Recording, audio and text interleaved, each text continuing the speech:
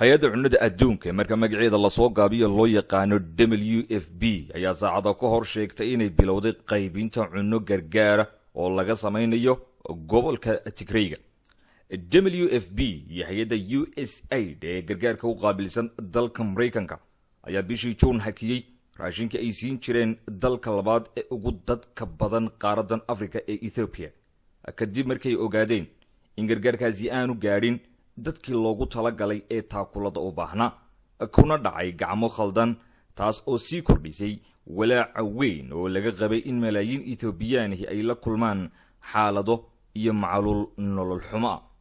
hay-adda cunnada adduunka marka magaceeda la soo gaabiyo loo yaqaano WFP warbixin ay soo saartay goor dhaweyd waxa kaloo ay ku sheegtay inay bilowday qaybinta 15 kiilo oo qamadi ah taas oo la siin doono in ka badan 100,000 oo qof oo ay ka qayb noqon doonto mashruuc tijaabo ah oo lagu kor joogtayn doono in dadka uu gargaarkaasi gaadhay.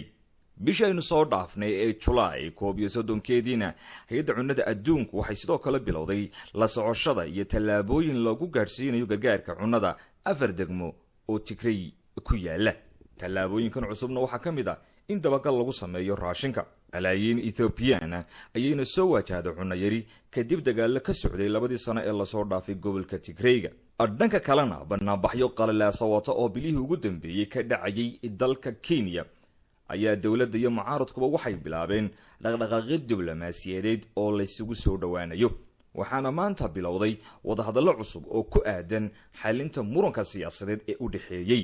waxaana wadaxaajoodkani ku soo beegmaya kadib isoo baxyo rabshado watay oo laga sameynayay korarka maciishada laguna dalbanayay dib u habeynta hanaanka doorashada dalka Kenya. wakaaladda wararka Faransiiska AFP ayaa sheegtay in wadahadalladan ay ka qabsoomeen Bomas oo ah goob soo jiidata indhaha dalxiisayaasha waana goobtii hore loogaga dhawaaqay natiijadii doorashada ee adka loogu hirdamay sanad ka hor. waxaana wadahadalladan dhex mari doonaan baa la yidhi 10 xubnood oo isku dhaf ah kana kala socda dawladda iyo mucaaradka balse si toos ah looma cayimin waqtiga ay qaadan doono wadahadalladaasi iyo qodobada miiska saaran ee waqti xaadirkan hortabinta leh.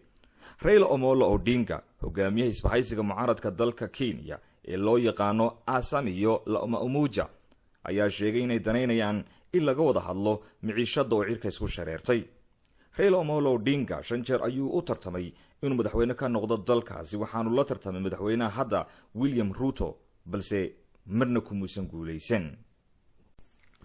wararkan waxaan ka soo xigtay wakaaladda wararka Faransiiska ee AFP waxaana kala socotaan Burco Media Group waxaana idin la socodsiinayay aniga oo ah Cabdiqani Muuse tan iyo kulanti dambe tabinta xigta dhankayga sidaas iyo nabadgelyo.